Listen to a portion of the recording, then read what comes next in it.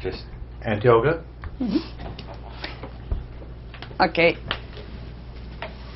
This picture here is my father and my mother. Of course, we have other pictures of theirs. You've seen it.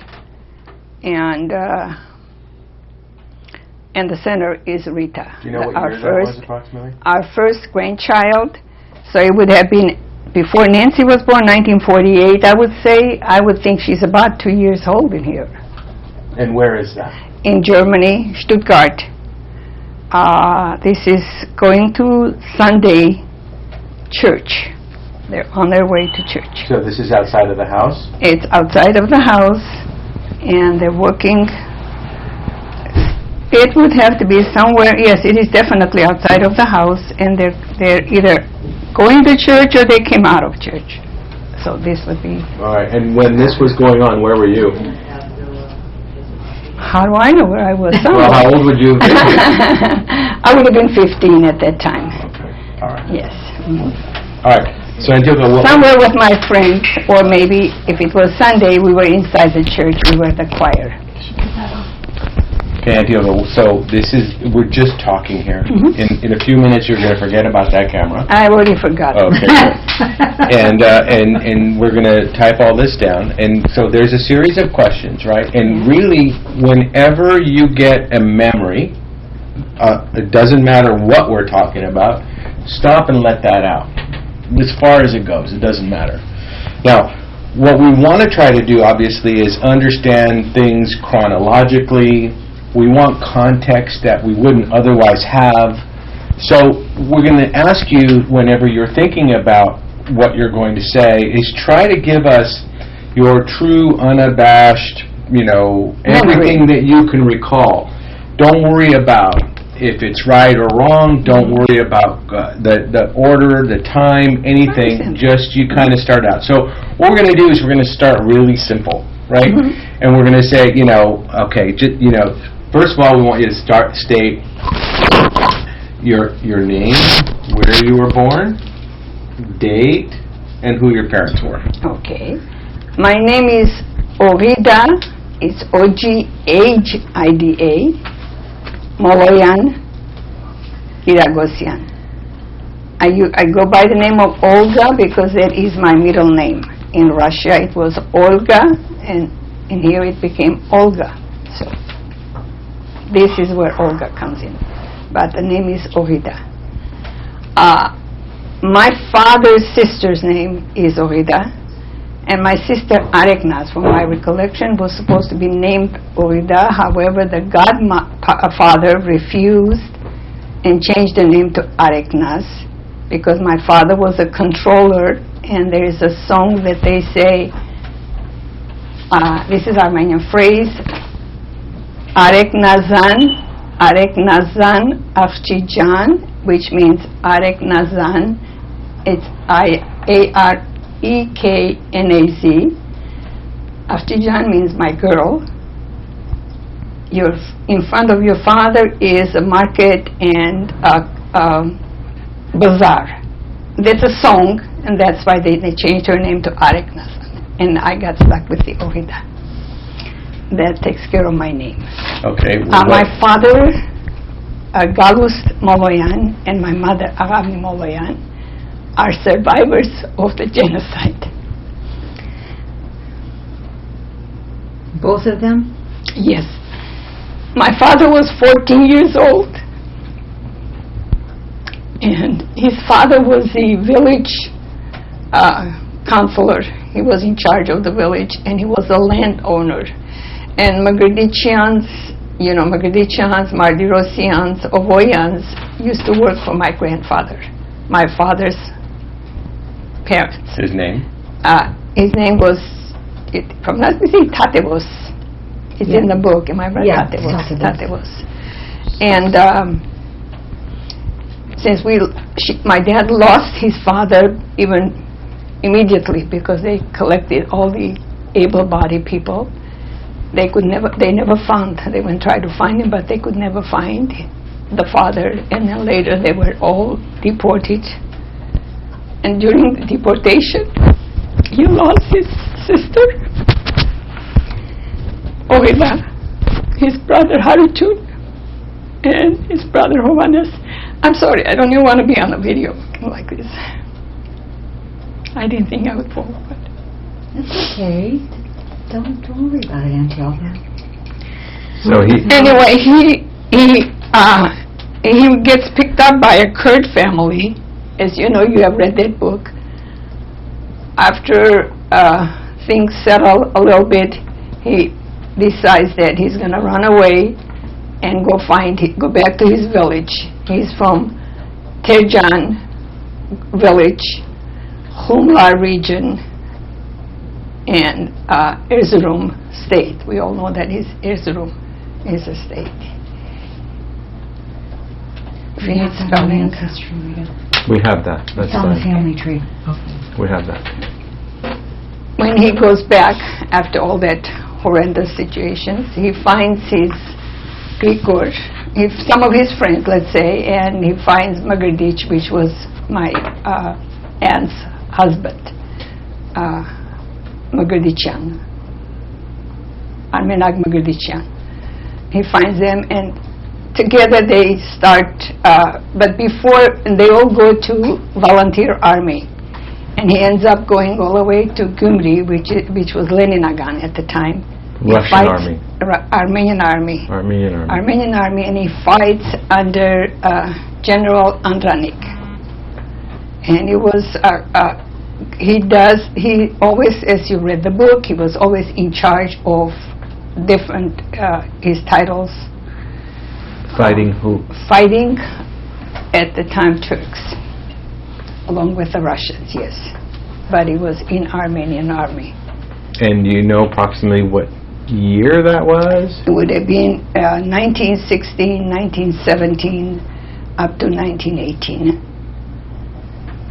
In 1918, after the independence, Armenians gained temporary independence.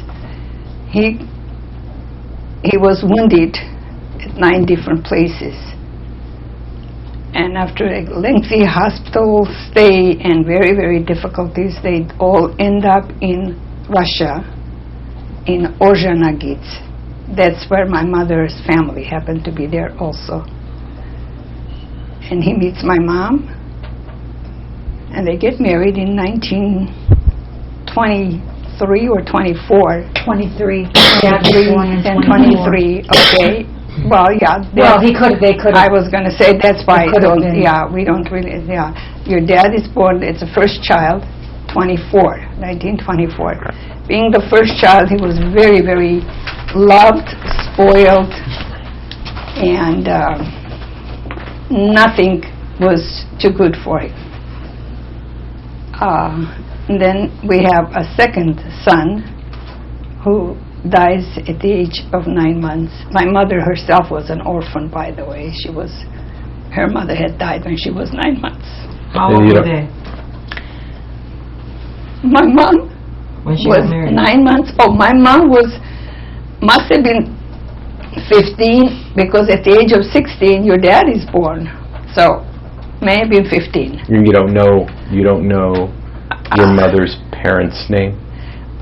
Yes, Karabet is the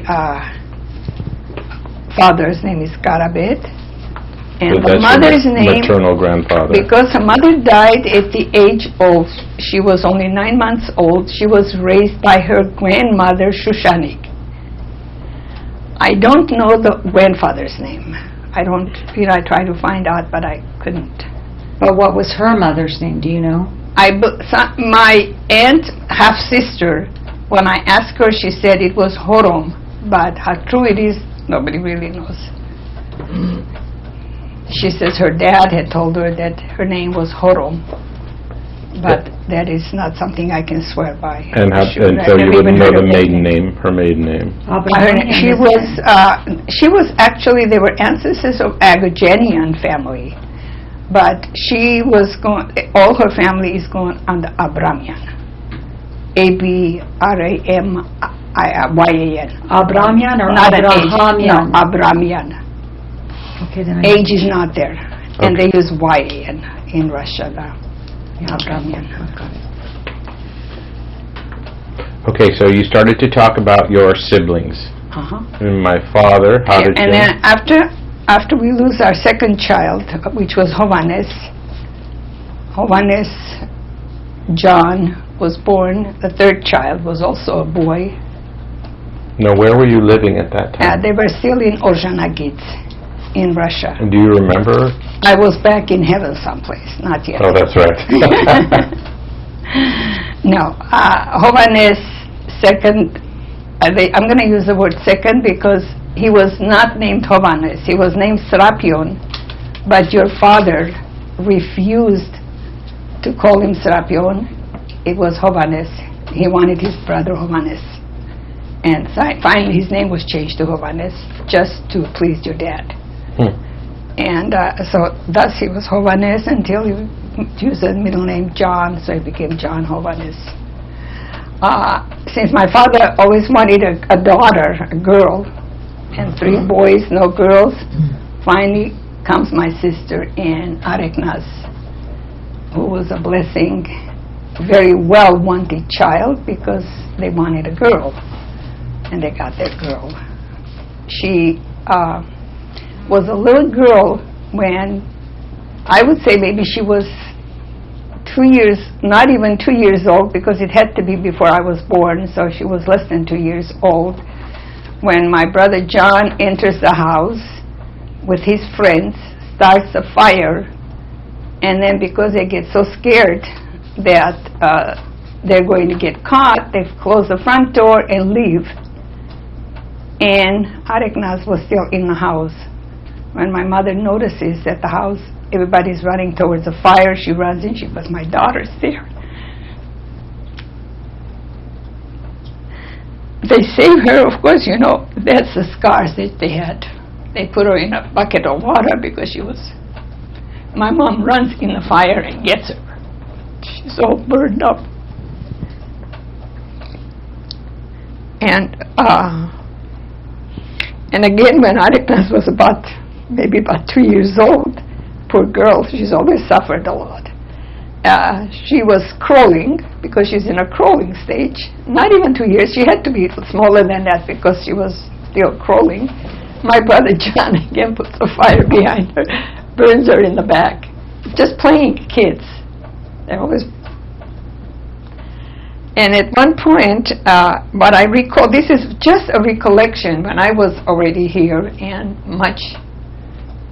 I have no idea whether I was 2 years old, 3 years old, I can't tell you. I may have been just 2. Your dad came home from wherever he was, and he brought us pearls, Areknaz and I, just a pearl necklace. We each got pearl necklace. And because he liked us so much, he started cracking apricot seeds, and we were eating the inside of the seed. I guess Areknaz ate a little bit more than she should have at one point, and it affected her. And actually, they thought that she had died. They were ready to bury her. Thank God, in those days they didn't have, they didn't prepare you for. But my mom refused to let her go. And I do recollect that I must have been very, very small, because the collection is having a lot of people in the house. Or maybe because I heard the story so many times, that they put a mirror on her mouth and realized that it's still fogging. The mirror is fogging, and they were able to save her instead of bury her. And then when I was probably about 3.5, maybe not quite 4, we had a beautiful dog. Your dad had the dog, German Shepherd. And I loved the dog. However, I was horsewhipping. I do recollect that because I was trying to get him right. And I guess he turned around and bit me. As you can see the scar here and on my head. And I remember ladies were in our house. I have no idea why they were all there. And I know my mother fainted. They put some white sheet on the floor, and that's all I remember. I don't remember anything else after that. As you all know, I'm the middle child in my family, living children. There were 3 above me, and 3 below me. Now, where were you living then when you were born? I was born in Rostov, Erzurum. Erzurum. This has happened in Erzurum. I don't believe we were already in Mikoyan. Later, we moved to Mikoyan, where because both. Now, Erzurum is in Russia? Erzurum in Russia. Rostov on the Danube. Rostov on the river. Mm-hmm. And I was born in Erzurum, Areknaz, and Aram. All 3 of us were born in Erzurum. Then when we came to Mikoyan, Susie was born in Mikoyan. And when Susie was about a year old, not even quite a year old, we moved to Novorossiysk because of political reasons, as you will read the book and find out yourself, which we didn't know until we read the book ourselves. We came to Novorossiysk. We had just my father's friends were living there. We had no relatives per se. There was, and my mom was pregnant, got pregnant, and decided to go back to Rostov to have my sister Hripsime. My Hripsime was born in Rostov also. And came back, and naturally when the war broke, World War II, Germans' occupation, when they left, they had already taken my father and my brother, your dad, my brother, with them to help dig ditches. So you're saying then your mother went back to have... back to visit her parents and had my sister Rita. My sister Hripsime was born in Rostov also. What year was that? She was pregnant, 42. 42. And so the war was just starting, or war hasn't started. When okay. she came back, I think the war started right after she got back in. So she had Hripsime, she came back. She came back. And the war started. The war started. And you're saying then Grandpa and my father were taken somewhere, you said? Yes. They were in what's it called? In German. conscripts?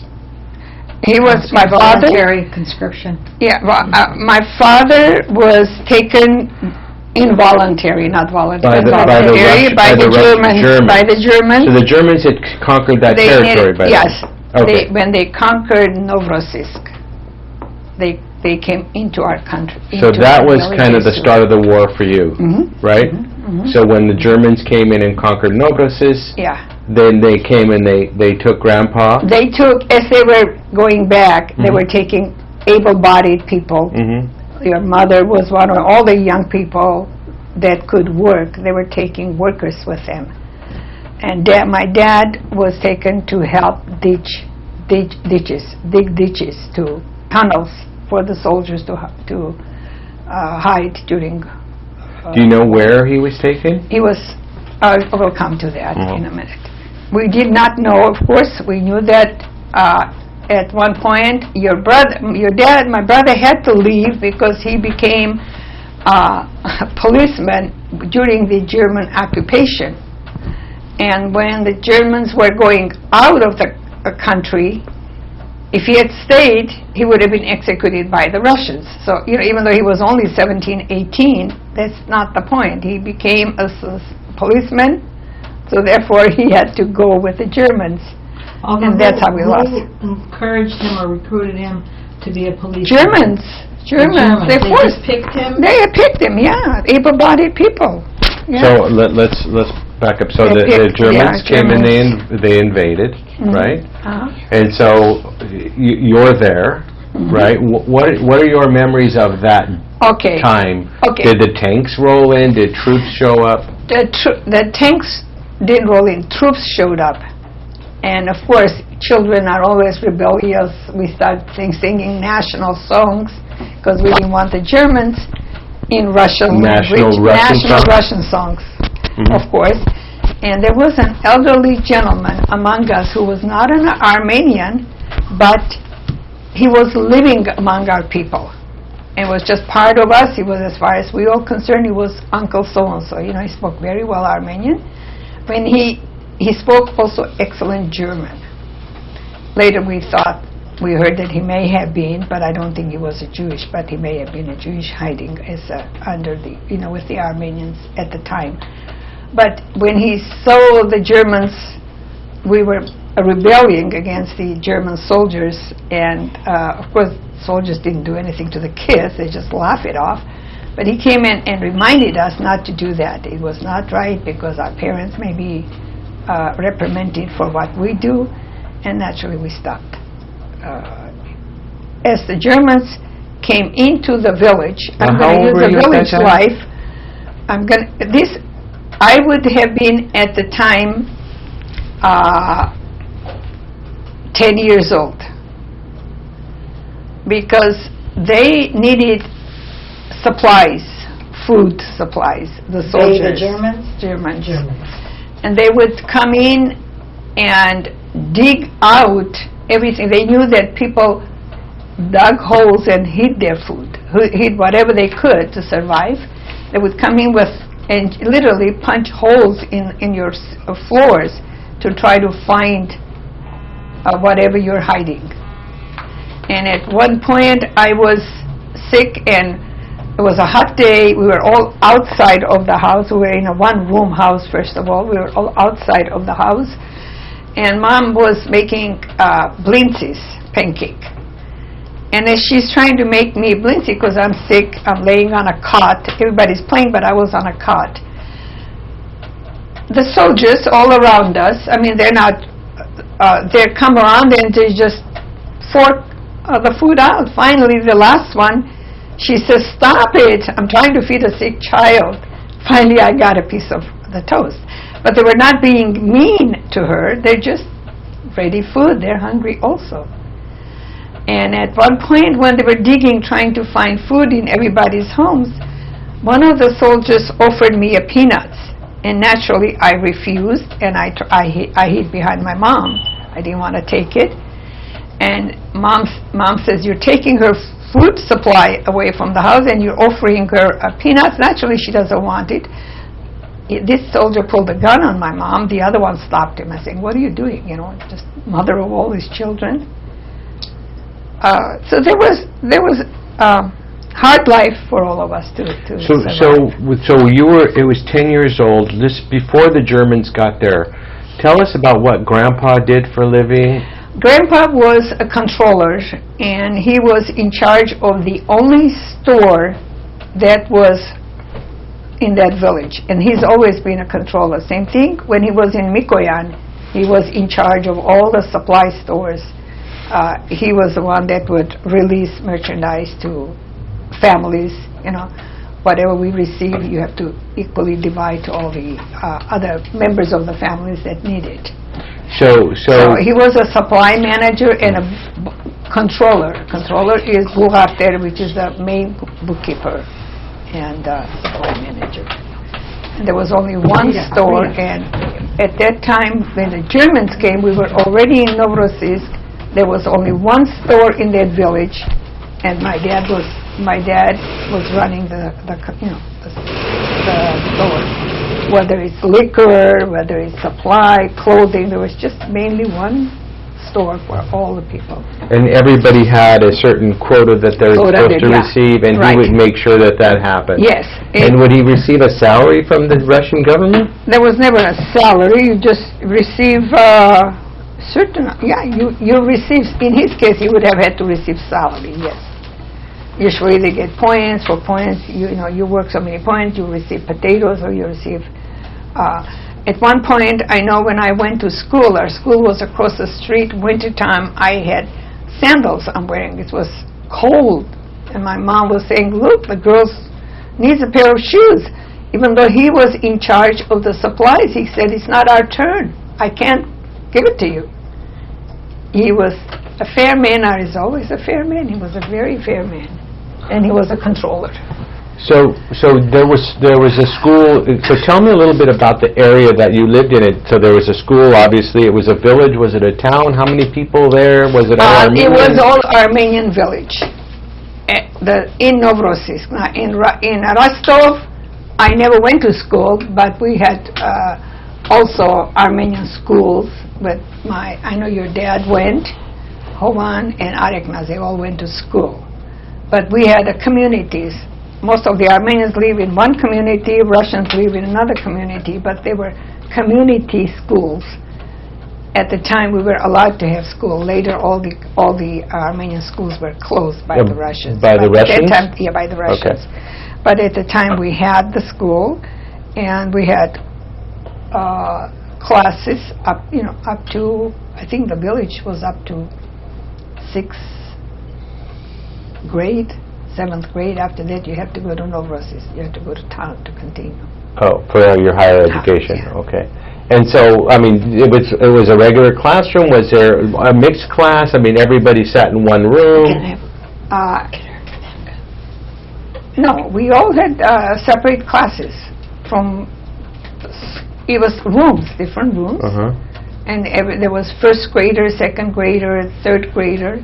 And we went to school there. They called it kindergarten up to the age of 8, and you start school at the age of 8, first grade.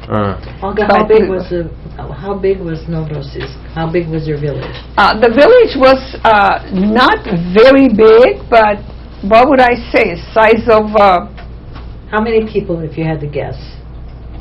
500, 5,000? I would say 500, 1,000, probably. Was that an average size of a village? It's an average size. Was Rostov that approximate Rostov size? was bigger. Bigger? So much bigger. When you I say don't much recall. bigger, 500, 10,000? I would say, I won't say 10,000 because I cannot recollect that far, but Rostov was a larger village. Was it much the size larger. of Montebello? I would say size of Montebello. Okay. But But it wasn't so populated. Right.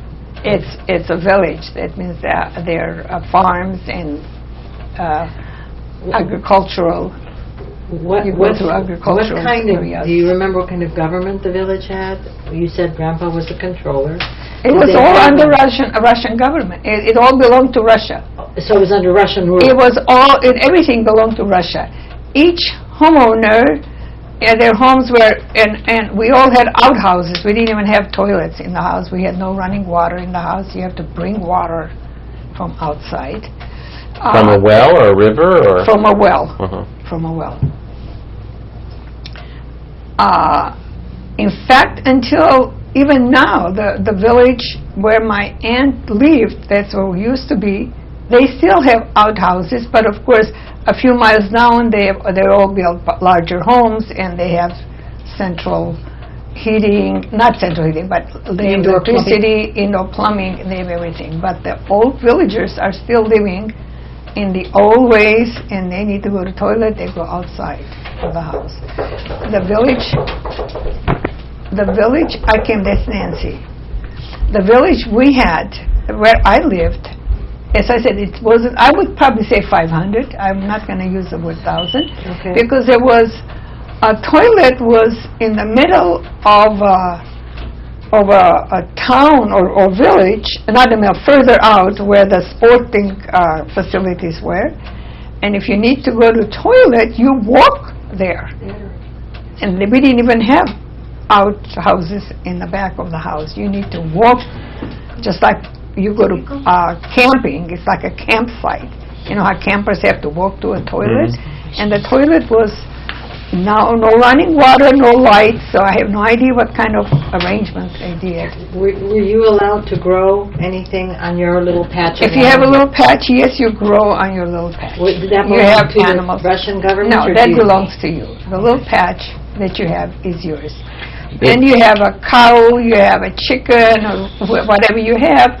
They also put duties based on the number of cattle that you have. They who? The Russian government? The Russian government. Everything belongs to the government.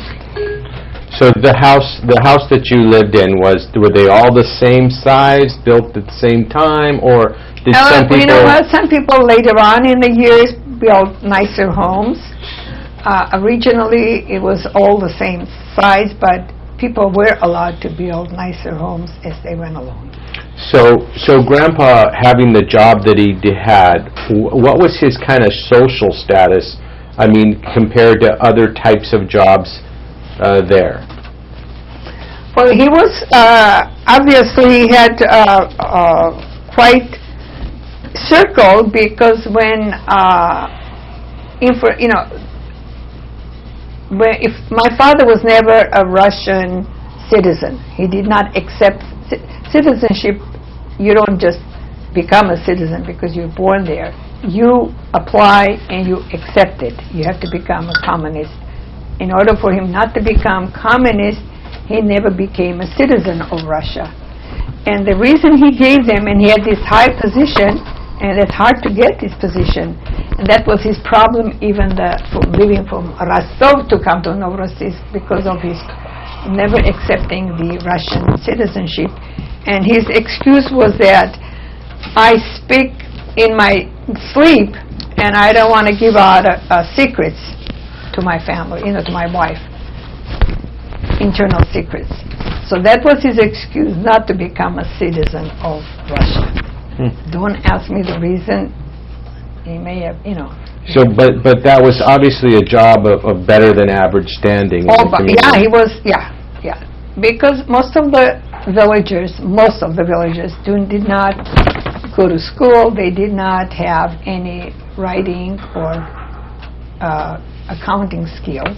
So where did Grandpa learn to? He was, being the son of a landowner, he had gone to church school. They had school during his time when he was, and he was going to school in the church, and that's where they were teaching boys. Do you have any idea what happened to the land that Grandpa's father owned? Was that lost in the war? Or? It was lost in a massacre, confiscated by church. Was it the land in Turkey proper? Yeah. Yes. It is in now. Armenia proper, Western Armenia, which is not Turkey We proper. found it on the map. Oh, okay. I have a question. When Grandpa was 15, is the story true that he was conscripted into the Russian army? It was in the Armenian army. The Armenian volunteered Armenian army under the Andranik, General Andranik. Well, he used to tell us a story that he shot himself in the leg so as he would not have to join the army. No, he didn't shoot himself. He was shot. He was shot. Well, he used to tell us he shot himself. No. Because Grandpa tried to keep it light. Yeah, no. Okay, so we're still at the village before the Germans got there. Yes. What else can you tell me about the village? Was there, like you talked a minute ago, you mentioned something we about had theaters. Theaters. In fact, one of our actresses was Sam's sister, older sister, Shura. She was an excellent... Sam Tatosian. Tatosian's sister was one of our actresses. Gare Kirakossian. They even had the Anush opera. It was really powerful play. We had soccer team. We had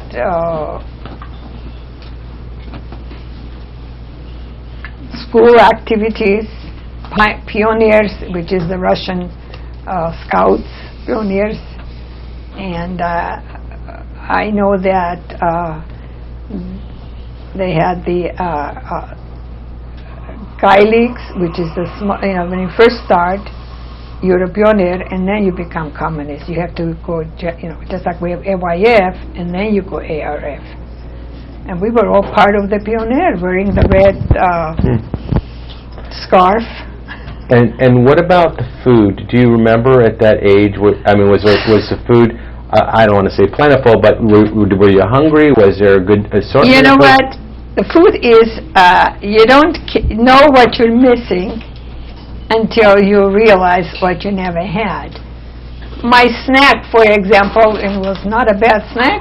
Some of us girls would stand around, take a wheat bread and garlic and spread on it. And tastes delicious, and you eat it, okay? Boiled potato was part of a dinner, Sometimes that's all we had to eat, boiled potato. You don't have meat every day. In order for you to have meat, they have to kill something, chicken or a pig or a cow, but if they do, then they have to, we didn't have refrigeration, they had to pre-cook all the meat and put it in jars and pour the fat on it, just like the corned beef or Spam.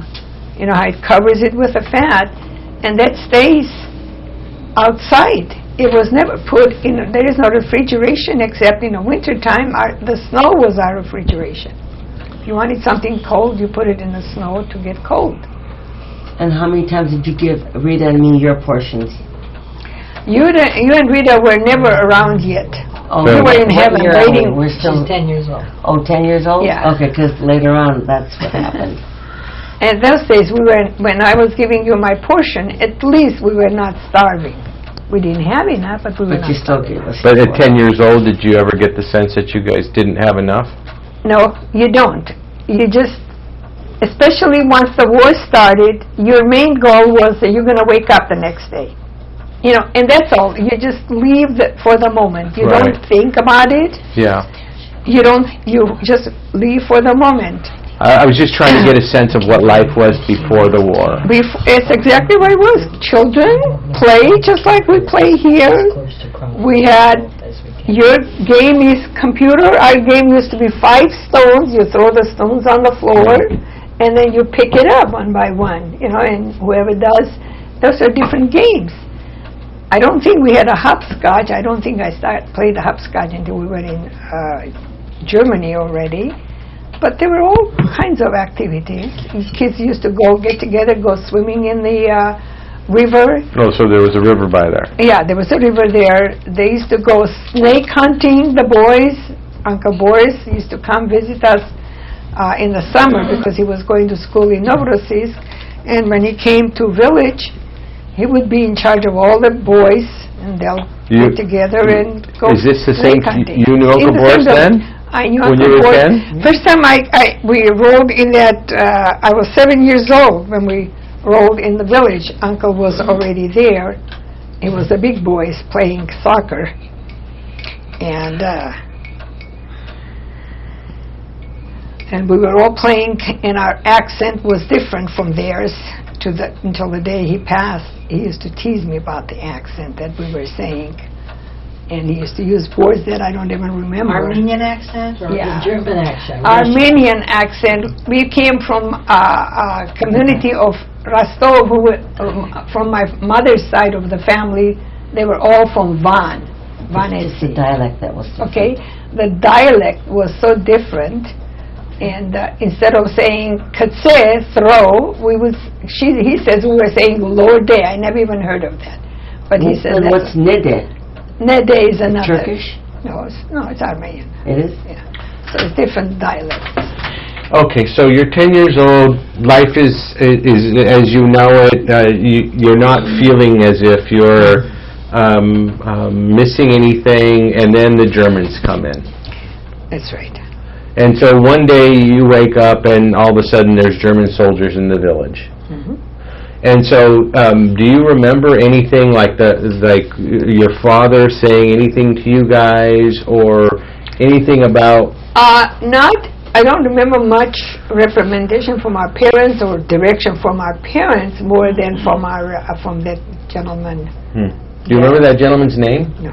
Yeah. Okay. Babu is all what we call Can him. you Babu. describe him? Was he dark-skinned, light-skinned? Do you remember anything? He looked just like another Armenian old man. And he wasn't married.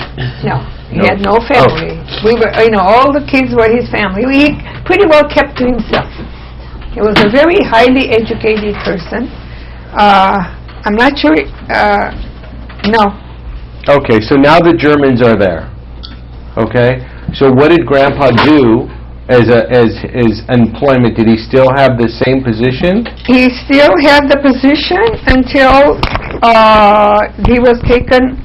Until he was taken away from us. He was, for a while, he kept the position. What Grandpa did, because he was in charge of the liquor before the war, Russian soldiers would come in. Soldiers were not allowed to have liquor, wine. But the officers were allowed to have it. And that was an unfair situation, which my mother didn't think it was a fair situation. My mother used to always give wine to the soldiers. And because they loved my mom for doing that, and Susie was 2 years old, those soldiers, they made Susie drink so much wine that poor girl got drunk. So you were 10, Auntie Olga? I was about 10 years. What year was that? 43. 43? Actually, Okay. before 43, we were talking about 43, and then Yeah. 44 jumped in, yeah. All right, so then, so the... Russian soldiers is what I was telling Right. you that they were So doing. you're 14 years older than me. I was born in 33. That's what I thought. Okay. Okay, so the Germans now have occupied the area. You're saying Grandpa continued with the work that he was doing? Grandpa continued for a while until that was all taken away, and there was nothing else to be had. Store was closed. It was all confiscated by the Germans. uh-huh. And Grandpa had to help dig ditches for the So Germans. he was They were preparing conscripted. themselves. He yes. was conscripted, and so you The store was completely overtaken by uh-huh. the Germans. Sure. So now one day he's led away. He says they tell him you've got to come with us.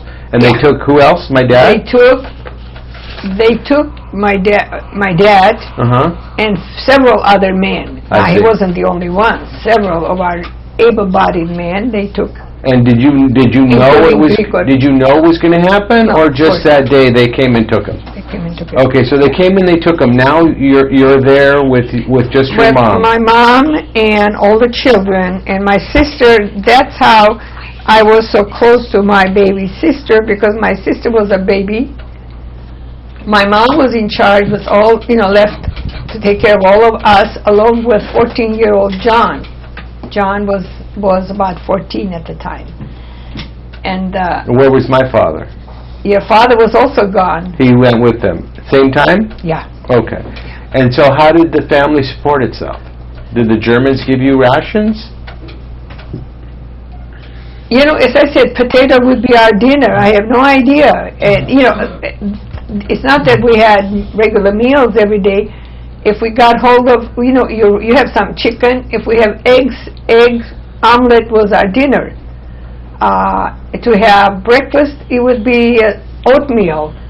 Villagers always have things hidden.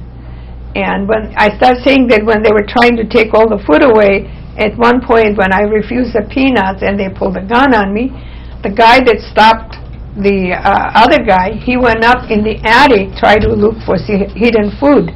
And we did have a 5-gallon oil upstairs. We thought for sure he would be confiscated, right?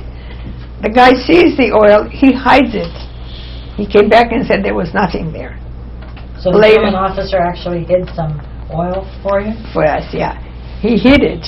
And when we went upstairs later, we noticed that the oil, of course, I didn't go up there. I'm told about it, that the oil was put behind it. So if somebody else went up, they wouldn't have noticed it. So there were still some good ones in there among them. But they were also starving. They were hungry. They needed food.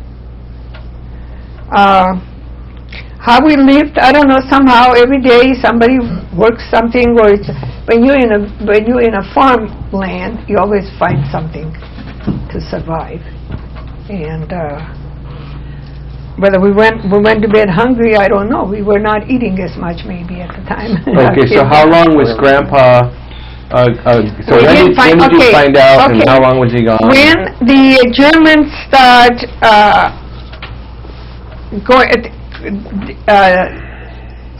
going back, their intention was to, since they're losing the country, they So this said must that have been a few years now. this is just in 44, not even, about a year. They only held there about and the Novorossiysk was held.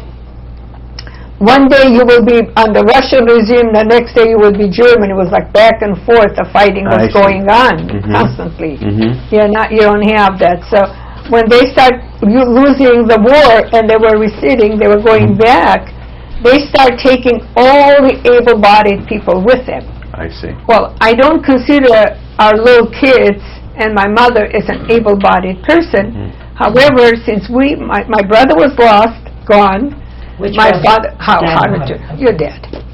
And my father was gone, and we heard that my father had died. He was killed. My mother refused to believe that her husband was dead, not until she finds proof. So she voluntarily decided to leave with all of us. Prior to that, before the Germans came, there was, I started to tell you that my father was not a citizen.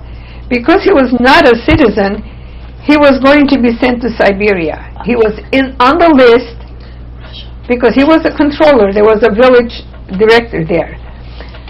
He said that when the list came, Gare Kirakossian's name was Yorav's husband, and those other ones. Yorav never found her husband because he was sent to Siberia. My father's name was not on it.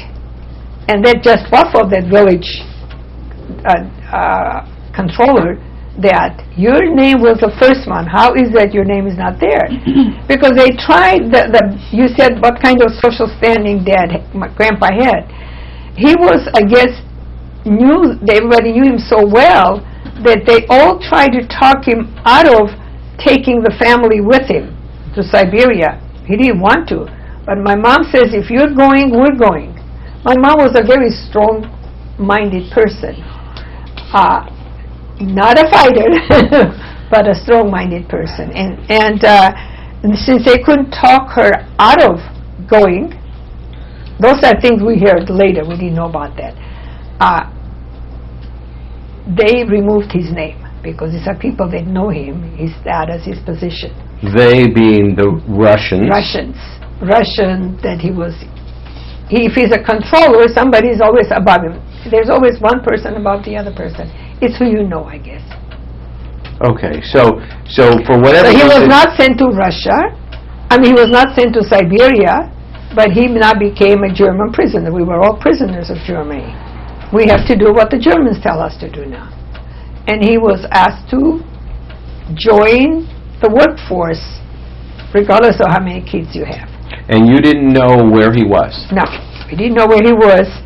However, when my mom decided voluntarily to leave Novorossiysk, we were in the village, mind you. I think it's Erzincan. I'm even getting names mixed up. Erzurum, Erzincan. We were on our way to, we crossed the Black Sea, Krim Sea. We went to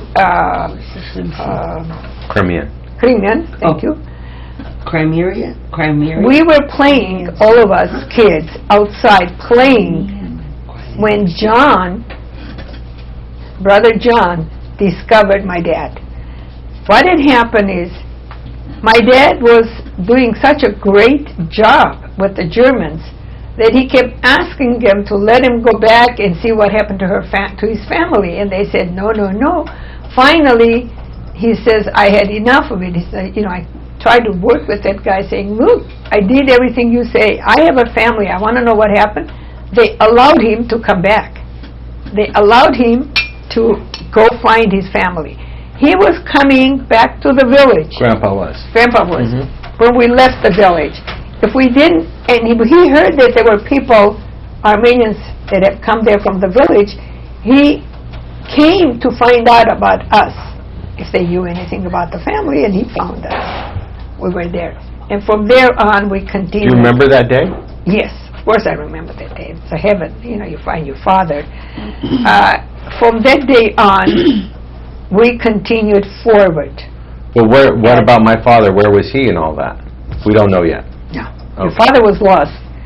And we didn't find your father until we got, let me just say the difficulties of getting from one place to another place. At that time, bombs are coming and you have to evacuate, and my father was carrying, we were all in a ditch, hiding, and he was taking it from one ditch, each one of us, into another one.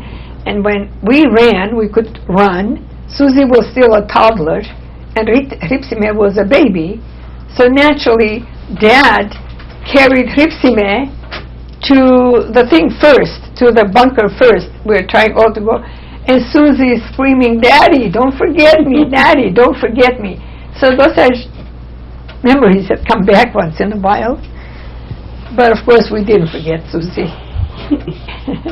And we went from... This was all on foot, so you walked everywhere. On foot, on trucks, on trains, whatever, on boats, originally from boat, and then from that day on, you just different. That's so Even in different. barracks, we were in train. We were on a train, 60 people in one wagon, 60 people, and trains going. And one day, I remember, I woke up, I wanted to go to restroom, but you can't. You have to wait until the train stops, and then you run, and those are memories. And then at one point, Leo Hovanesian was born, Kirakossian. They had to put all of us, 60 people, in one area, put drapes here, so because Baghdad had a baby, and he became 61 in our In a train car. in a train truck. So we were traveling in train. At one point, my mom was left behind. I don't know exactly. We went from Russia to Ukraine to Romania. When we were in Ukraine, we were living in homes. Jewish people were evacuated and Armenians go in. And we used to go in and find tables, food rotting on the table. Everything was left. And you can see that whoever it is left suddenly. And then you clean it up, you leave there until you have to leave that area too. As the Germans left, we went with the Germans. We could no longer stay in Russia at that point. Once we left our village, there was no way of going back because Siberia would have been our location. So originally we found your dad accidentally. Torlakian saw Areknas, and actually the name, whether it was a recognition and also the name Moloyan, and asked if we knew anybody Harujin Moloyan. It was Misak Torlakian that found found your dad. Your dad was at that time in a hospital. He was hospitalized. Do you know what for? Whatever it was, he was we found him in the hospital. What for? What was the cause of him being Doesn't there? know. So she I think we covered a lot of ground there. Mm-hmm. So I just kind of want to go back and make sure I understand. So your mother decides to leave the village, right? My mother decided to leave the village. Yes, I think I jumped a little. Where's the first place you guys so you just guys all got up and walked out one day? Well, we had to walk to the boat. Okay, there's a boat on the river? Yes, it's a boat, not on the river. We had to, however we got to the boat, we had to cross the Crimean Sea. Yeah. Right, but somehow you left your village. By carriage, my poor brother John was most of the time putting us in a wagon, and they would walk the distance and stop and the night someplace and then walk. It was just carrying just like you see a lot of time evacuation of these poor villagers and whatever belongings you guys could whatever carry, we could take. Yeah, you leave carried. everything else behind. Now, do you remember carrying things? Yeah, I carried myself. Right. I carried my sister. Okay. All the time during that entire time, I had Ripsime with me because Ripsime only went to my mom to be breastfed. She was calling me mom. She was my toy. She was my doll. And that's who I carried when I was I see. And so, when did she pass away? It was on the way, I would say probably 44, before we reached Germany. How old was Uncle Aram? Uncle Aram was born in 1935, so... Oh, 2 years younger than him. Okay, so now you guys are by wagon, by horse, by train, by whatever. Mm-hmm. You get to a boat.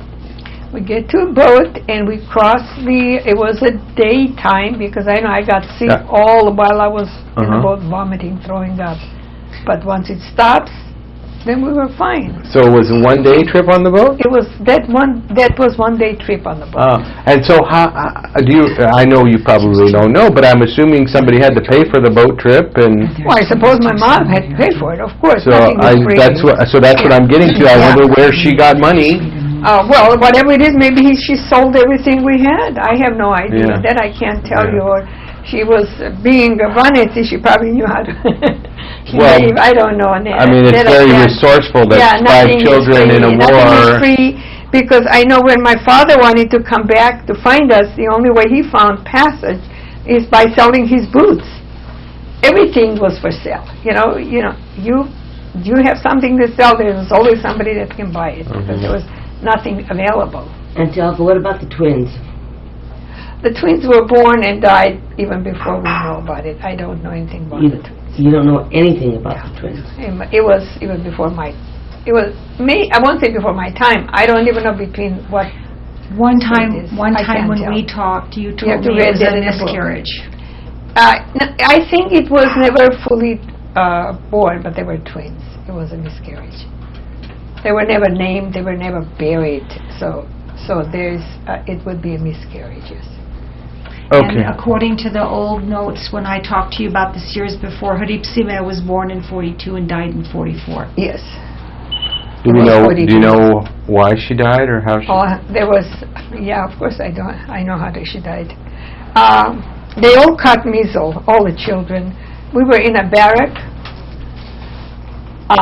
winter time, and you can actually see the holes. That type of barrack, wood barracks, open. All the people, this is the size of the barrack. Where is that? It's somewhere between Russia and Ukraine. I don't even know. So on the way exactly. from Novorossiysk On the to way the from Ukraine, Novorossiysk to Germany. to Germany. So before we went, Russia and Ukraine? it was it was big barracks, different nationalities. It was not a concentration camp, so no, we were allowed to get out and come back in. But my family is here. The other family is here. The next Yoav's family was there. It is everybody occupied a corner, and you have these wood burners that you cook on, and you sleep on this floor, whatever the parents fix it up, each child, and that's how it was. And you get up in the mornings and you have dancing one side, you're dancing, you're playing your kids. They all caught measles, and Ripsimir was one of the first ones to get better, and suddenly asked for something to eat. My mom was cooking. Before she even finished cooking, the girl refused to eat. So we had gotten a doctor's prescription, German doctor's prescription. But when she got better, Mom said, didn't give her the prescription. A few days later, when she was sick, she had asked me to throw the prescription away. To this day, I don't know why, thinking, well, we may need it. I put it on the window to keep it cool, because it's winter time. When she got sick, I guess Mom decided to use the medicine on her. That same day, she started asking for my brother, your father. Grandma did? My sister. Ripsimir. Ripsimir did, because we have lost we found your father once, and then we lost him again. And that's what happened, second time. He decided to go with Sirak, Harenik's husband. Harenik's husband. Yeah, Okay. and we lost him, and that's and she kept asking for my brother Yachbair, and John, hold on, as you say, Ripsimir John, yes, Hosem, no Achbar, Yachbair. One was Achbar, the other one was Yachbair. So She was only 2. she was only 2, very smart child, Wow. very. So that day we were having dance in the other. There was 2 barracks, our one families are here, there other, there's a whole bunch of others. But we were having dance, actually dancing. And when I came home, we came in home, we were home anyway, from the family room over here like that. And I could hear Mom crying. You can always hear one person crying. My sister died, and it was burned from here to here. And the medicine actually killed her. It was a doctor's medicine. They used to give that to children, so they won't be a burden to them when they go to Germany. It was a army doctor, yes. German army Used to do that doctor. too. Yes, Yes. that gave it to us. Yes. If you do the history channel, it doesn't tell that story. Because Okay. I specifically, personally saw the burn. That's because when we're burying her, I don't know if you've noticed it yet, I took the necklace that I had in mine, that your father had given it to me, and put it on her neck, and we buried her. That's the reason when Susie passed away, I put pearl necklace, and when Ann passed away, I put pearl necklace on them. For somehow, that became my... And do you remember specifically where that was? That's the one. I don't remember exactly what it was, no. I don't remember. That's when we lost almost 7 or 9 Armenian kids, 7 Armenian kids, and Grigorian Aramino Svetik's aunt had the baby. The baby survived, but she died. Always in the same place during the same time. Aramnik sister. Ahavni's sister, Svetik's aunt. Svetik's aunt. Hanbo's son was born. Well, I wouldn't know them. I knew Auntie. I knew through these stepson. Through these Albert was born. Trudy's stepson. Yeah, and his mother died. His mother died of childbirth, but he survived. All is in the same spot. The place. That was Ahavni's sister. Yeah. Okay. If I find out where Albert was born, then I know exactly. We should ask Albert. It will be on his birth certificate. His father's still alive. I should ask him. You said 7 or 8 Armenian children died around that time. Yeah. Was it attributed to the medicine that the Germans had given? Not measles. Just measles. Okay. Measles. Okay, so Whether they also use medicine, I can't tell. I can only tell what happened to mine. Yoav lost 2 children, a daughter and a son. Leo Hovanes Kirakossian was named after the brother he lost. They lost a son. So then he was the only remaining child for Yoav. Yoav ended up with just Amaya. She had 4 kids. Amaya and Leo. Amaya I forgot and Leo, Amaya. yeah. okay, so now you guys are on the boat. You haven't found Grandpa yet, right? It's not till after you cross the sea that you found Grandpa. Yes. So Grandpa was somewhere over there, and Grandpa was coming back to find us. We were going to find him, and luckily we crossed paths. On the other side of the Crimean. On the other side of Crimean. Was that the Ukraine at the time? Yes, exactly. So that's in Ukraine is when you became reunited with Grandpa. Yes. Mm-hmm. And it was sometime after that you became reunited with my father. Shortly, we got reunited. That was not the first incident that I told you. That was the second time. We were reunited by your father, happy that we found him. And then the next day he decided he was going to go with Sirag. One is Sirag, yeah, Sirag. You said Hellenic. And then we could never, he never... Go where? He was Go where? going Go do someplace and he was going to come back and never, war doesn't allow you to do everything. You tell me, I don't know where your father said he was going to be back. And we never found him. Never saw him again. Okay. All right, so now you meet up with Grandpa, and you kept traveling? Grandpa didn't have to go back to the... No. Yeah, that's it. Once he got with us, we kept traveling, yes. And where did you go? We went... From the Ukraine? We went we were in Ukraine, as I said, we were in some homes. Right. At one point, Lipsime was asleep in the back room. It was just rooms. In the back room, when we heard a commotion that some child was killed, right? It was a main highway. And when we ran in to check on Ripsime wasn't there. not in the room, so we thought she was the one that was killed. We all ran out, but it wasn't her, so naturally everybody went from different direction trying to find Ripsime. And on those days, there were so many people, just impossible how we found her. We were running up the street. She had woke up at her age, just like she did once, pulled something against the window and climbed out a window and was walking. And one lady had got hold of her. When we found her, the lady was walking with her when we found her. So naturally we grabbed the baby, and she begged us to let her adopt the child. No way, you would not. We found her. It wasn't the girl that got killed. It was a girl that walked away from asleep. And now this home that you were in, it was a home that was occupied by Jews before, and now we're occupying. And this is Ukraine. Ukraine. And so you got off the boat, and the Germans assigned you to this home? You know what it is? You come into an area where you've got all these people coming out of the trains, and their homes, they say, go find a place to sleep. Oh, that's like that. Just like that. Go. Olga, this is a German... occupied areas. So this is during the evacuation of the Germans. Yes. So this story that you're talking from Novorossiysk to the Ukraine, this was all during German. All under the German... Everything right now we're under German. All right. Were the Germans at that time providing food for you guys? Do you remember that? No, you have to buy it at the bazaar.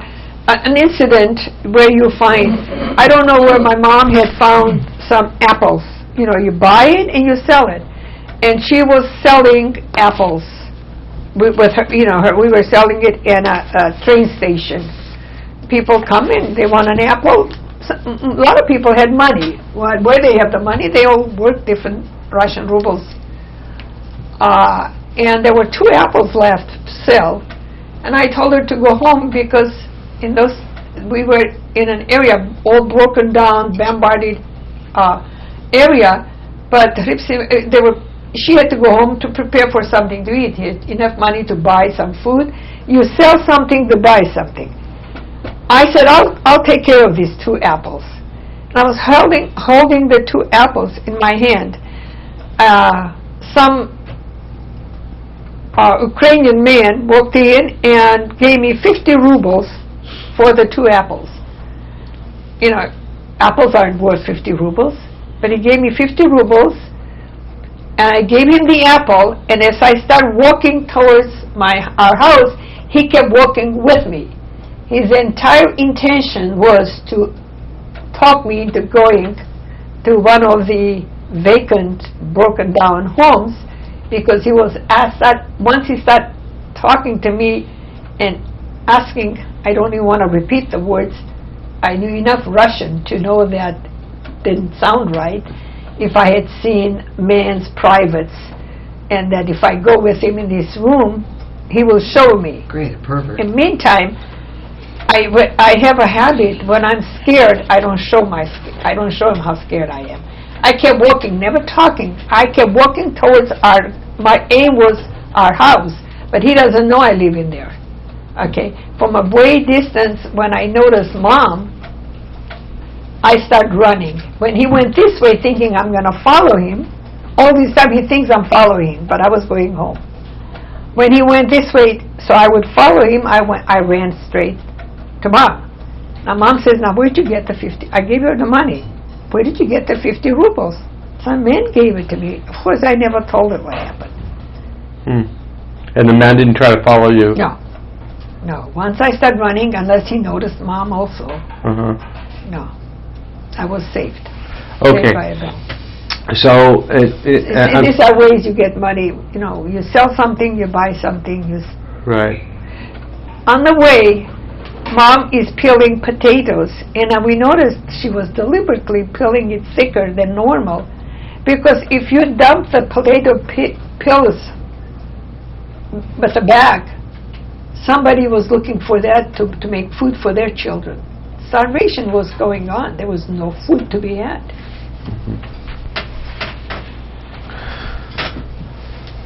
Okay, so this is how long do you recall approximately how long you stayed in that area? in the Jewish homes?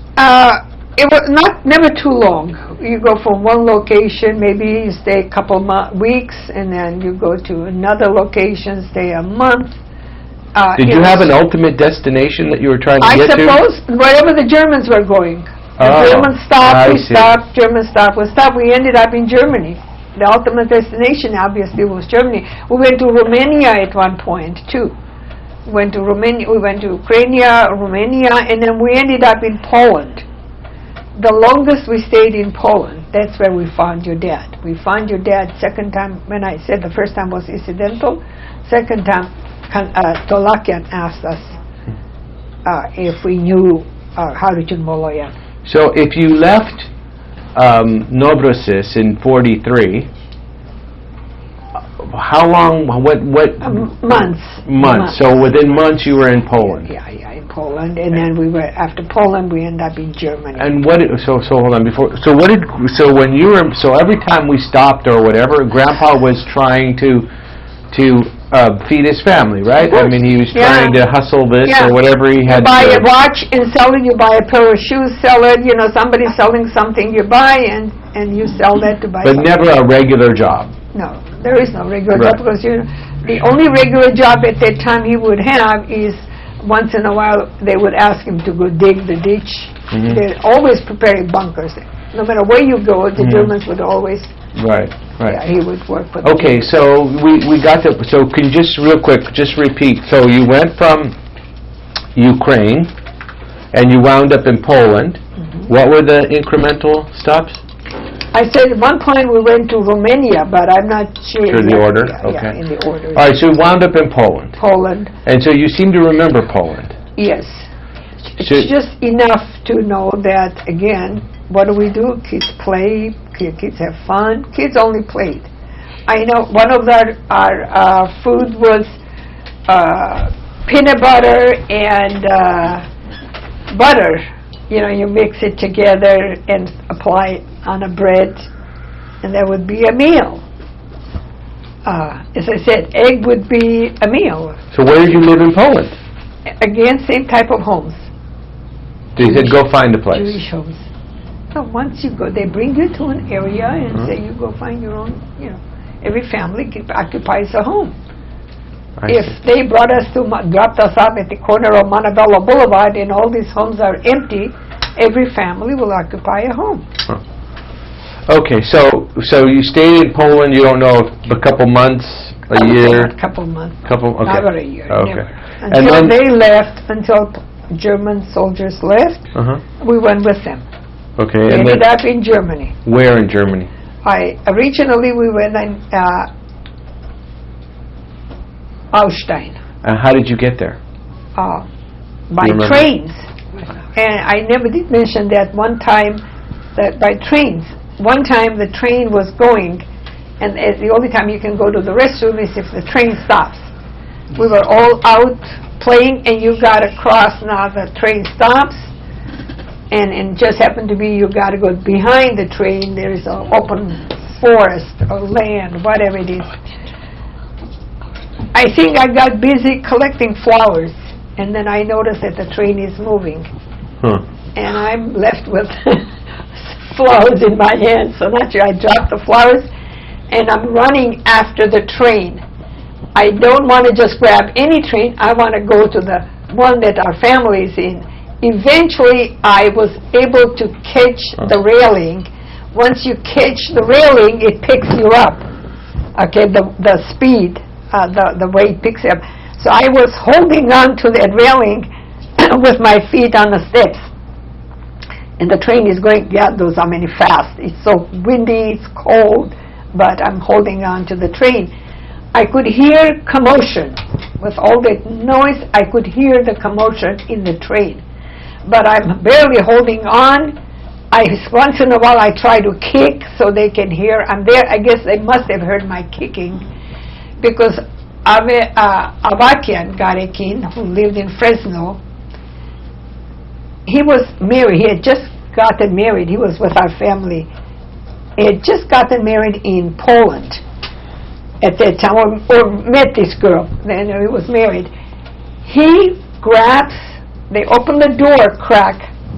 He grabs the top of the train, the thing, and goes all the way, comes all the way to the end to see if that hitting is me. When he found me, he pulled me up, put me in that conductor. There's a conductor booth, even though it's open, but it's a place you can sit now. He put me there, and he went back to tell him that I was okay. And you sat there till the next stop? Yeah. And God, don't ask me how long. Yeah. Forever. Right. You just sit there. Auntie Olga, you said Hochstein? Ausstein. But it's spelled Okay.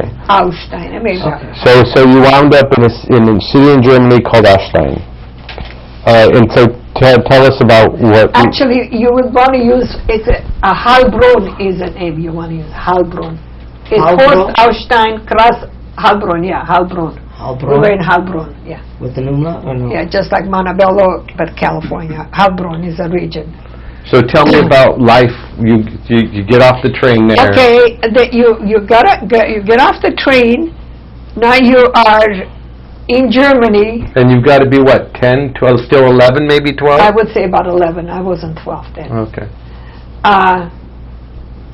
And Hidipsime's already passed away? Ripsime was passed away on the way. On the trip, We okay. lost Ripsime. And Susanna, one family came and took Areknas. German to family. work, German family. You're in a school barracks, you're waiting for them like work for, they want free labor, right? One family took, hold on, John. Your dad never worked. Somehow, I don't know how he managed, but he never worked. Daddy. Another family took me. Another family took Aramais, and Aramais is only 9 years old. But they, there's a lot of help. Now, my dad's not married yet, right? No.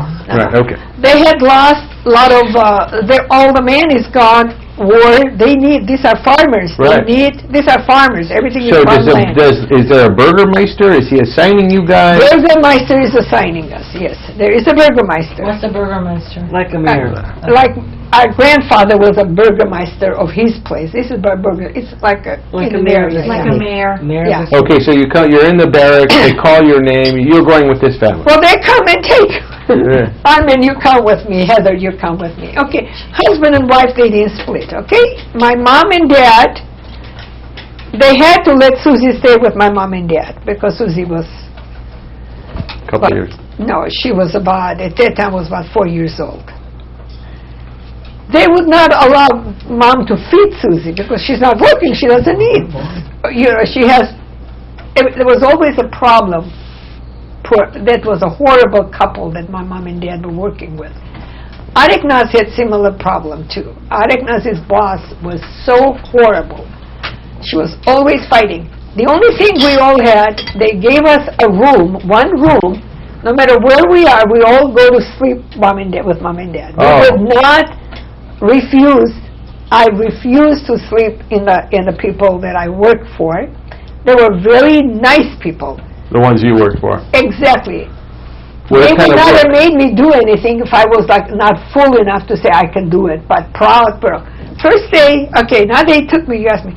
First day I got to their house, they're sitting down to dinner. I'm saying I'm not hungry. I was a very shy person. What language? Whatever language you just German, say. probably. No, I knew hardly any German, just words. Not hungry. Okay, fine. Wait, they have you sit at the table with them? Yeah, I could sit with the table. They had a son my age. I could sit with, but not hungry. Okay. Second day, not hungry. There was a Polish worker. They had a Polish guy. He was the worst thing that could happen to anybody. Every Polish guys that we had were terrible. They were prisoner of war guys, also brought to work in Germany. Not prisoner of war, they were not soldiers, just like your mom was brought to work. That's the type of people. And so the Polish guy spoke Russian and I spoke Russian. But he was terrible. He was the one that wanted me to work, to do things. And they didn't force me. One day, haven't eaten for 2 days, and I told the lady started sweeping the floor. I said, I can do it. I started sweeping the floor. So it became my job. Like a dumb fool, I said, I can wash the floor. It became my job. If you do it, it becomes your job. They didn't force me. So was this household that you were in, was it a middle class, lower class, upper They were class? farmers. They had They their were own farmers. farm. Oh yeah, they had farm. They had their farm. Their sons, 2 of their sons were in the German army. They had a wonderful daughter. One of them was married. Her husband was in the army too, but the one that was home was engaged. Her boyfriend was in the army. She was a great person, very loving towards me. They tried. It took a while. After a while, you get used to it. I know that's the first time we knew religion was not something we knew about it. And they asked me at one point if I was Catholic. And I didn't know what Catholic meant. Catholic is a dish that the soldiers eat out of. I thought that's what they meant. Because when you don't know, you don't know. In Russia, nobody heard of religion at our age. But anyway... So the arrangement was that you would go there every morning? Every morning, we will work, you eat with them, you go to the farm and help out in their farms. Whatever they do, and then come 5, 6 o'clock, You go home. you go home. But you, but they, After dinner. and you're not paid for that. All you really get is your food. Nothing. Yeah, you're paid. Nothing. Right. You got a free labor. Thank you. But I need someone. I had one already open there. Okay, so they feed you. You go home. Now, you were saying something about Auntie Anna had somebody that was horrible, and I'm going to come to that okay. in a minute. Okay. At one time, one day I was. But you never brought food home, right? No. They ate with their people. We ate with her people. Aramais ate with. Aramais' bosses were pretty good too. They were not giving him a lot of any trouble. And the only person that was giving me trouble was that Polish guy, really, because he wanted me to go sweep the outside, and it was his job. Why should I do it? Yeah, but most of the time I used to spend a lot of time help their son in his schoolwork with math. I was good in math, and he was going to school, and I had to work, and that's what bothered me. If a child feels bad, that used to bother me. Why should he go to school and I don't? But I was asked to help him to do his math. That explains so much about you, Auntie Olga. Okay. So much. So one day I came home, I went, Mom and Dad are not there. The family's not there. Areknas, nobody's there. And I started to cry. So the girl, I told you she is such a wonderful, the German girl was good. She took me in, she made my bed, she had a private bedroom for me, beautiful bed, comfortable. She tried to explain to me that tomorrow you'll go to your mom and dad. Sleep here tonight. Tomorrow you'll go to your mom and dad. So you went home and no one was there, and you came back. I came back. Oh, okay. No, they saw. I guess they knew about it. They were trying to not let me go, but I went. Oh, okay. I came back. She came and got me. I slept there, but all night you don't sleep because you want your mom and dad. Right. Well, the next day, I found out what had happened. Areknas had all she can take. Then one day she got so upset that she walked to the next village, to Burgermeister, and complained about her boss, about the farmer that she was working, how horrible they are and what treatments that they're giving her. So the Burgermeister decided there was a vacant house that they had let Magradicians leave one room. Cover, yeah. Not Cover. Magradician is Pesa. Pesa. Yeah, they were living. Okay. The others came later.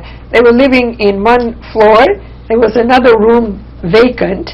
The lady of the house, the owner of the house, her husband was in the army, but somehow she was pregnant from somebody else. I don't know who. That's not it. But anyway, she gave us the room. Gave Mom and Dad that extra room that she had. So we all were given that room, house to stay, and Ann was told that she doesn't have to go back to work for that man. So now Mom and Dad, Susie, Areknaz are there. John, naturally, came back there, and Aramais and I would walk to that other village, nearby village, every morning, and every night we would walk all the way here to sleep with Mom and Dad. We would not stay in their home. Just didn't want to, and they didn't force us. We were not forced labor, but we were free labor. Until the war ended. During that entire time, you're going to say, what did my dad do?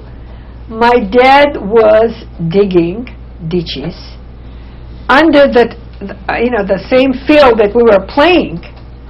From one end to the other end, they were digging for tunnels. I use the word ditches, but tunnels. It goes from one end of the village into the other end. So the soldiers, that's for soldiers to be able to hide themselves, keep themselves under the hills. That's what he was doing.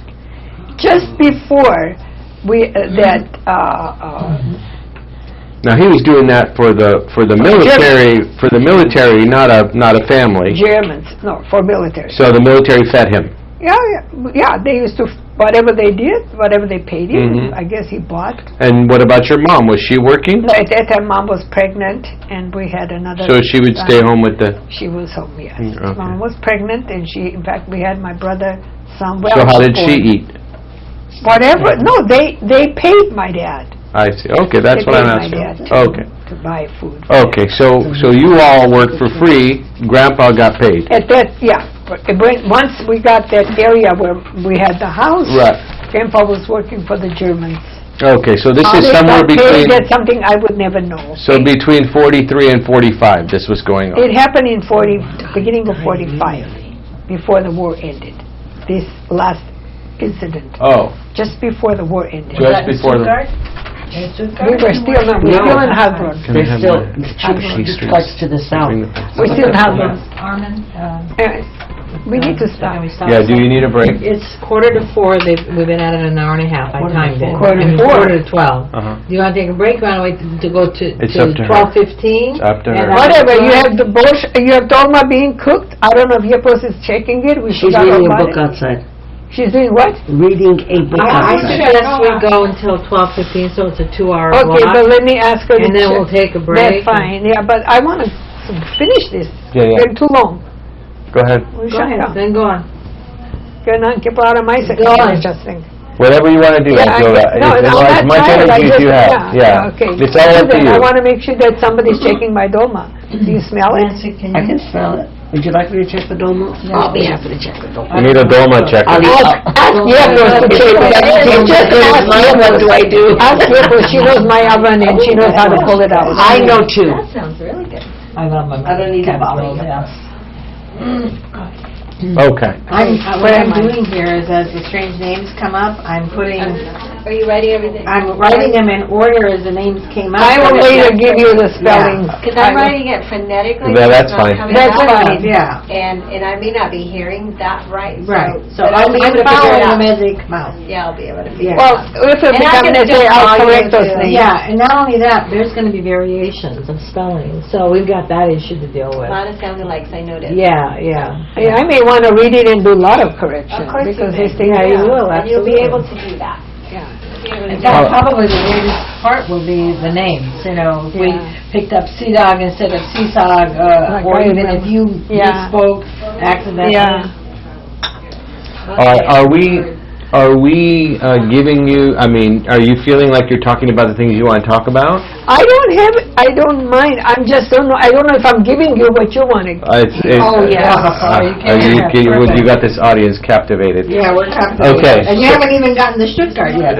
I haven't gotten She anywhere. hasn't even gone to her mom But yet. Oh, this wait a is- minute, but- I missed your mom originally. I need to go back. All right, go back Okay? and talk about it. Okay. When the Because Germans... Wait, hold on. Are we Right, on? because we, That's Are we on. on? Mary, are we on? Okay, we're on. Go on. I told you this incident before. I'll wait till Nancy comes. I'll put it in front of the camera. Honey, we're going to feed you. This is not... You don't want to spoil I it. want Oh, some. he wants one. Okay. Is that in front of the camera, No. Mary? You didn't want one of the... I think we had... Blintzes we had? I had one. Go ahead. Nancy, we're waiting for you. Can we start? I want to tell you something about first time I met your mom Where were you? in Russia. Go back to Russia, and it was Germans under Germans occupation. When the Germans start collecting able-bodied youngsters, teenagers, anybody that they can take to workforce. Your mom, along with some other girls, ran away from Novorossiysk. They were in Novorossiysk. And they came to our village. Now, they're living in a school, our school auditorium. School's out, summertime. During the war, school was out anyway. They're living open auditorium. And my mom, every time she cooked anything, she would ask me to take it to those girls. There were 3 girls or 4 girls, I don't remember now, but they were different girls from Novorossiysk. And each time I went there, we got to talking, and at one time she says, she knew who my brother was, of course. She says, why don't you introduce your brother to, she used the word fat girl. She was a little chubby herself, chubby girl. And I looked at her. Now, mind you, at that time I would probably be, 10, 11? Yeah. And I said, what's wrong with you? I never forget that. Of course, that's what she wanted to hear, probably, because she did like my brother. She liked Harut at that time. Once she met him, she was there from Novorossiysk. She was hiding from the Germans. Okay, so she will not be taken. Of course, eventually they did take her. And that's the first time I remember seeing her. And she was there with girls, and one of the girls had her hair cut like this, and I liked that haircut. And I wanted my mom to cut my hair. And she said, no, because you have small forehead, it doesn't look good on you. And I took a scissors, I cut it myself, and to get even with me, I think she chopped some more of my hair, so I won't touch scissors again. But the story we heard was a little different. What is it different? That's the beginning. That's the first time I met. I'm only saying All right. first impression. First time I Gotcha. met. It's okay. That's an old name. First time I met your mom was coming from Novorossiysk Okay.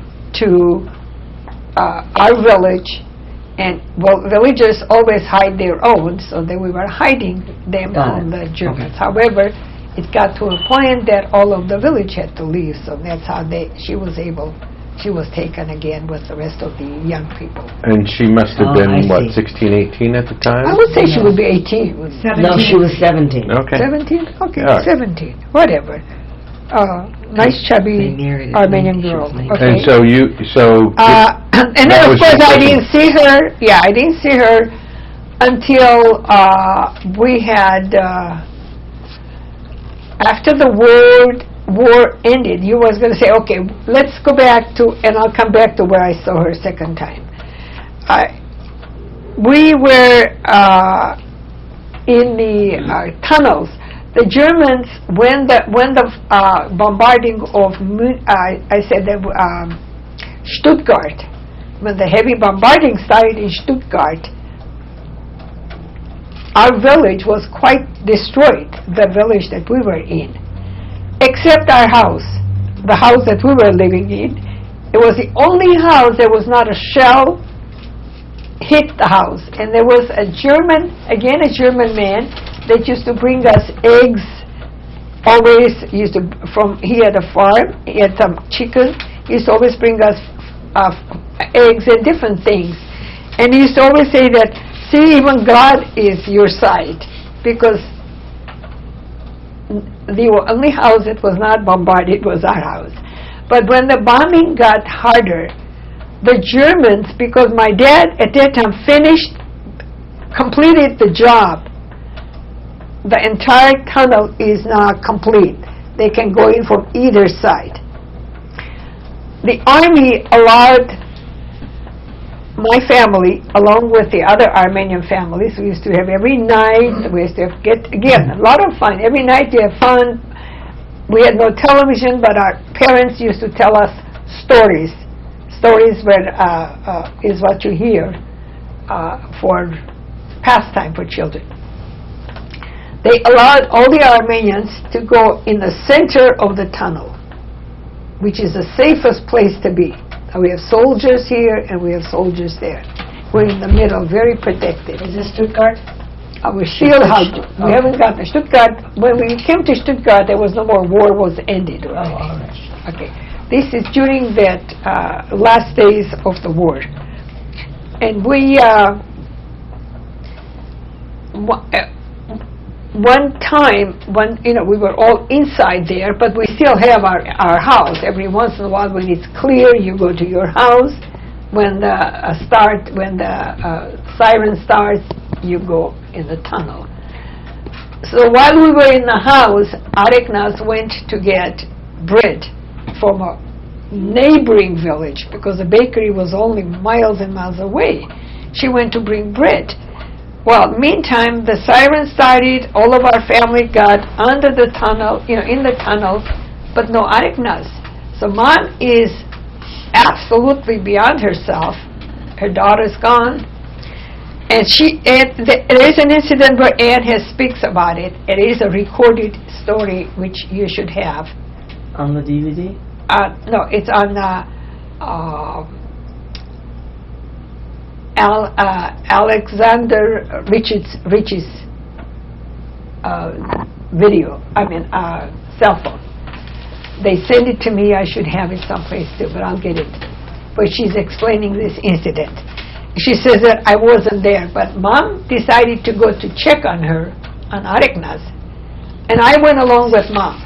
From a distance, we saw, how when you have to hide yourself once the bomb's coming, and we could see that she had the bread. She never let go of her bread, but there was a truck or car running, and they were bombing the truck. She ran under a tree, and once the bombing stopped, she started running. She eventually made it, and she brought the bread.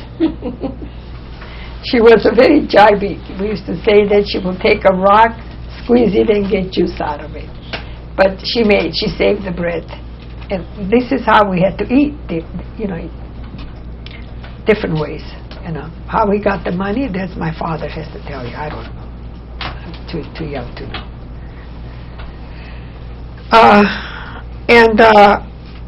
And one day we woke up in the tunnel. When we came out, the war had ended, because we see dead soldiers in the mouth of the openings, but there were no more shelling. The Americans had had come in. So you're sleeping in the middle of the tunnel. You wake up, and to get out of the tunnel, you have to cross these bodies. Yeah. Bodies. Well, actually, we didn't cross any bodies until after we came out of the building, out of the tunnel. So there's dead German soldiers. Some dead Germans. Did you see American soldiers at that point? No. Just dead German soldiers. Then we knew that the war had ended, and once the war ended. How did you know the war ended all that? Well, when the war ended, there was no more soldiers. They're either dead or gone. Oh, got it. Right. They all left. There was no more. The war ended, and after the war ended, at that house that we were in, at that time, it was Kirakossian's, Kirakossian family, Moloyan family, and Magradichan family. We were all in that one house. Your dad went and found a school which was no longer in session. So we were able to move all of us into that school ground, auditorium, school rooms, and from there, different army. Why did you have to leave the house with 3 people? We have to eventually go. You know, you can't just... Who's telling you to go? We are. We're trying to get all the Armenians back, and now we're trying to find our people. I see. We found a better place. We're no longer... Yeah, we're no longer war-indeed. We're no longer prisoners. I have no idea. You have to ask somebody that's no longer... So now you're going to congregate and become the Armenian Eventually, yeah. That's how the Armenian community first starts out with a small school, a hole, and that's the first time your dad went and found Darakchians and brought Uncle Misha over there. I met Uncle Misha for the first time over there. He was an army, German army. He was already in German army, Misha. He had defected the Russian army. He was in the German army. Who are the Darakchans? Darakchans was, you know, there's a lot of Darakchans in Montebello now. I've never heard the name. I've never heard the name. Unless they Well, changed it. Anyway, that's another story. Okay. Darakchan. No, But Daddy found yeah. them. Daddy found them, yes. Yes.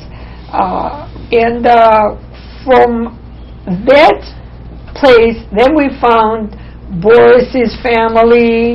One person knows about the other. Oh, I know, the so-and-so is in this village. You go find those people, they know that the other people is in that village. And they started accumulating. Well, the place was too small.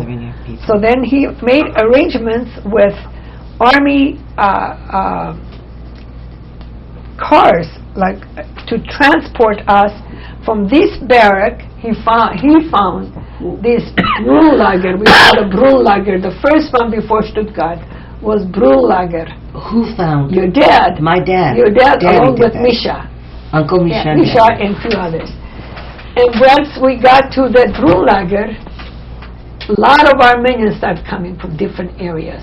You know, as I said, one knows the other, and then you, as a family, if I want to know what happened to your people, you find it. Somehow, it became two again. It was too different. We had to go to the second barracks. It got too big. We got school. That's the picture that you saw. Immediately, we opened the school. Misha was a teacher, a few others, and right in that barrack. Well, that wasn't big enough. Eventually, that's where your dad got married, your mom and dad.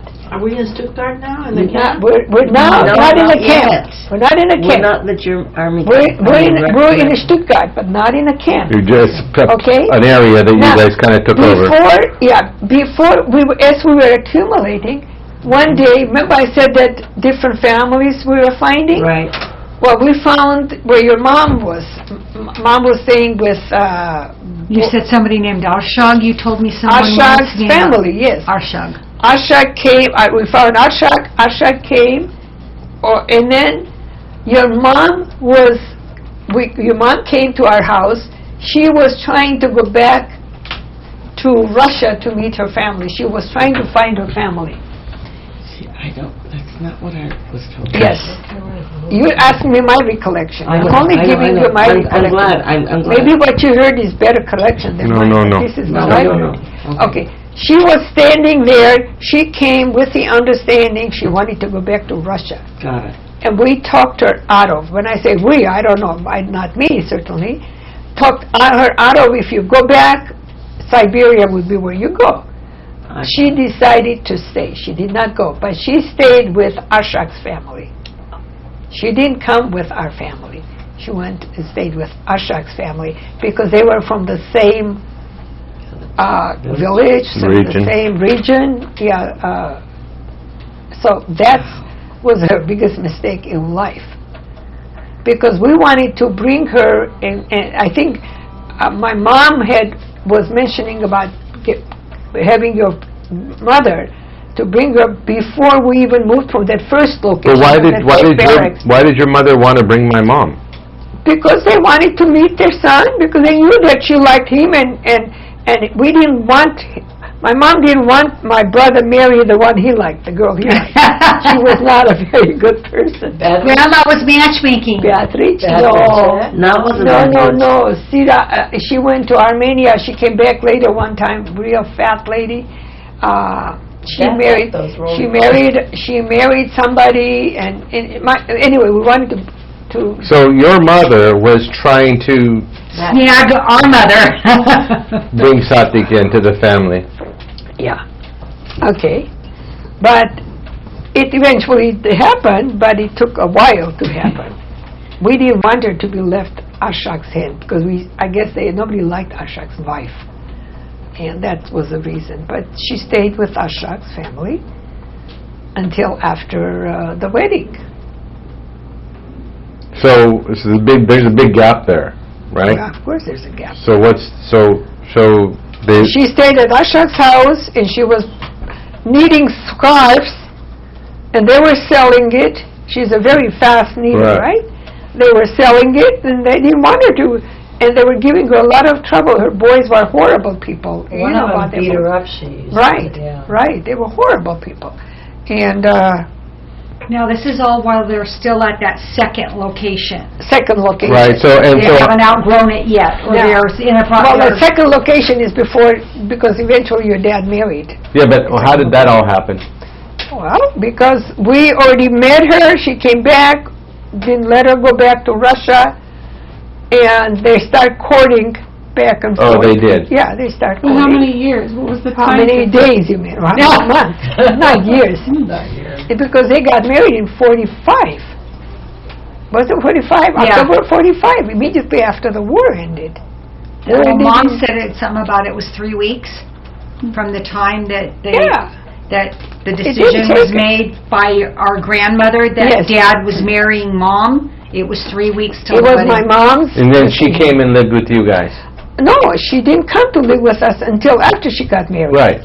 Okay, now we're in the blue lager in the old Right. camp. Second before. second camp or Yeah, second the first, location. Let's call it first location, because the Right. other one is never called this a Oh, location. Yeah. Okay, we're in a Brunlager where a lot of Armenians are there now. What's a lot? A lot, I would 50, say, 100? oh my God, no, probably 500 Okay. at this point, because both barracks, one was filled up, the other one is filling up now.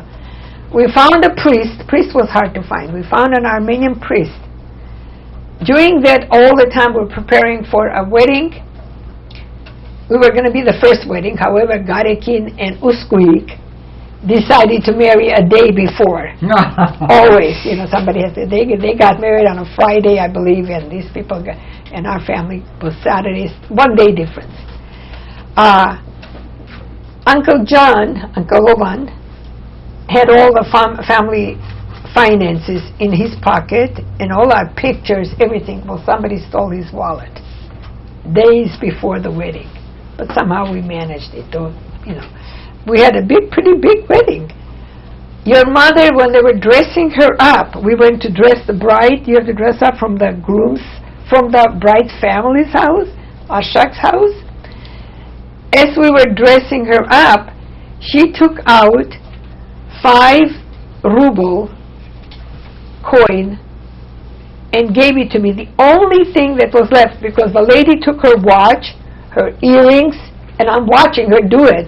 She pulled something and she says, Olga, I'm next to her. I'm not, at that time, 12 years old? Yeah. She says, hide this for me. And I had such a horrible earache. I still remember my earache. I took her coin and I hid it naturally. Don't tell me where I put it. I don't know. I hid it in my pocket.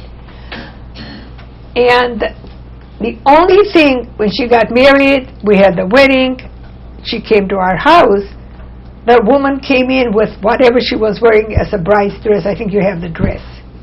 You have her bride's dress, don't you? You have it. That's the only You dress. have the wedding dress. Yeah, the wedding dress, yeah. Then The it's only- packed in a box. Yeah. The only thing she had is what she was wearing. She came to our house. She had nothing. The next morning she wakes up, Arnie, what's that last name? Which Army? The- Gregorian?